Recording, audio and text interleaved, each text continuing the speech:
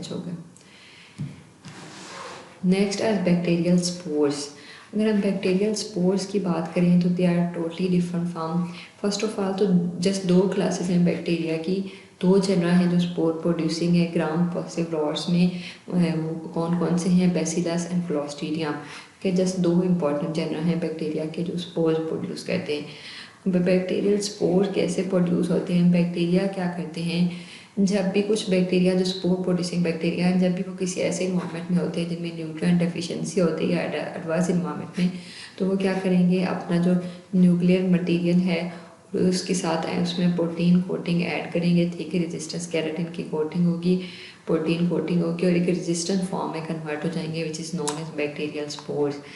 इनका क्या फंक्शन है, स्पोर्स क्या करते हैं, ये जो न्यूट्रिएंट डेफिशिएंट इन्वायरमेंट है उनमें ये डिसाइड कर सकते हैं फर्स्ट ईयर से। डोरमेंट फॉर्म है बैक्टीरिया की जो किसी भी एडवर्स कंडीशन में, ये एक तो हीट को भी रेजिस्टेंस होते हैं, किसी भी एडवर्स कंडीशन में फर्स्ट ईयर डिसाइड कर सकते हैं in the soil.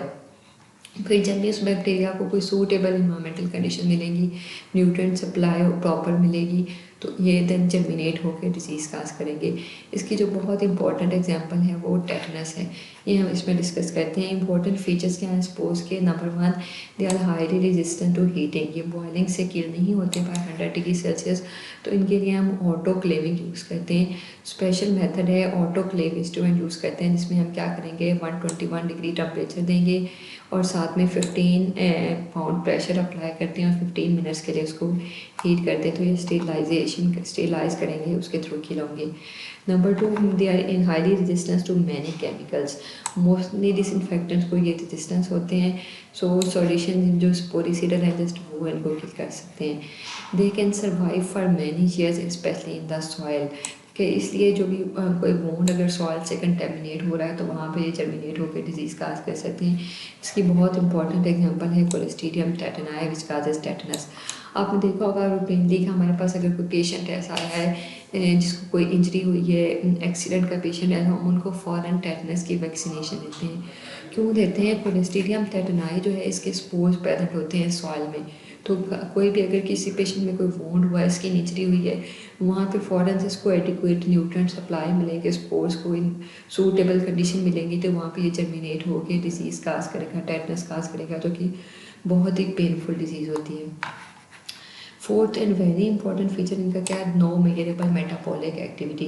Metabolic activity में स्पोर्स जो है वो डिवाइड नहीं हो रहे होते, कोई मेटाबॉलिज्म शो नहीं कर रहे होते, इसलिए हमने देखा होगा लैब में हम जो मोस्टली एंटीबायोटिक यूज़ करते हैं वो बैक्टीरिया पे तब एक्ट करती हैं जब वो डिवाइड हो रहे होते हैं, उनके मेटाबॉलिक पाथवे को रिटार्ड करती हैं, तो इसलिए जो एंटीबायोटिक्स हैं वो भी स्पोर्स के अगेंस्ट इनफेक्टिव होती हैं।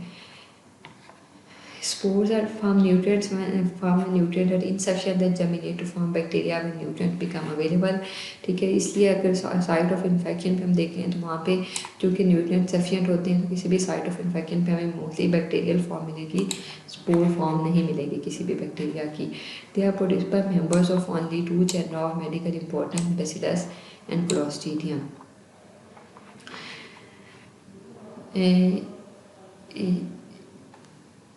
यहाँ तक हमने डिस्कस कर लिया, अब हम थोड़ा सा ब्रीफ रिव्यू ले लेते हैं होल टॉपिक का। स्ट्रक्चर ऑफ बैक्टीरिया में हमने असेंशियल कंपोनेंट डिस्कस किया, cell wall which was made up of peptidoglycan, lipid A, teichoic acid, then cytoplasmic membrane discuss की, राइबोसोम्स, न्यूक्लियाइड, मीजोसोम इन्वेजिनेशन होती है प्लाज्मा की, एंड पेरीप्लाज्मिक स्पेस जो कि सेल वॉल में पैदा होगी, they are all essential component of bacteria.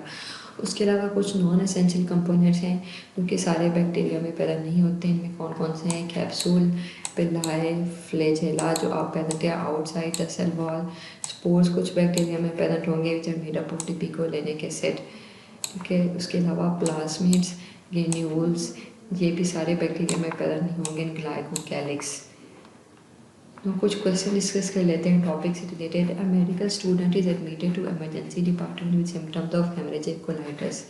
A sample of E. coli strain which is etiological agent is treated with EDTA. The first wash is analyzed and found to contain alkaline phosphatase, DNase and penicillinase. Which of the following is anatomical area of the cell most likely affected by EDTA? ठीक है, हमने देखा कि जो ये पेंसिलिनेसिस, DNA हैं, फॉस्फेटेसिस हैं। ये कहाँ पे एनाटॉमिकल लोकेशन में कहाँ पे प्रेजेंट होती है? बीटा लैक्टेम एंजाइम जो है वो पेरीप्लाज्मिक स्पेस में प्रेजेंट होते हैं बैक्टीरिया की। सो एडीटी है वहाँ पे जाके इफेक्ट करेगी। Which of the following component is present in gram-positive bacteria but not in gram-negative bacteria? Peptidoglycan, capsule, flagella, teichoic acid, diaminopyrmalic acid. Diaminopyrmalic acid it is present in spores. तो अगर इसमें हम देखें तो ग्राम पॉजिटिव बैक्टीरिया में जो cost exception है वो टिकोइक एसिड प्रेजेंट होता है, जो ग्राम नेगेटिव बैक्टीरिया में नहीं होगा। Which of the following component is present in gram-negative bacteria but not in gram-positive bacteria? Peptidoglycan दोनों में हो सकता है, कैप्सूल, फ्लैजेला, बेलाई ये भी दोनों में होंगे, हो सकते हैं। Lipid A is a component of lipopolysaccharide which is present only in gram negative bacteria. Mycoplasma species like which of the following components? Ribosomes, plasma membrane, both DNA and RNA, lipid, peptidoglycan। अगर हम mycoplasma की बात करें तो mycoplasma हमने discuss किया कि Wallace bacterium होता है जिसकी सेल वॉल नहीं होती। तो अगर आप इनमें से देखें तो जो peptidoglycan it is present in the cell wall.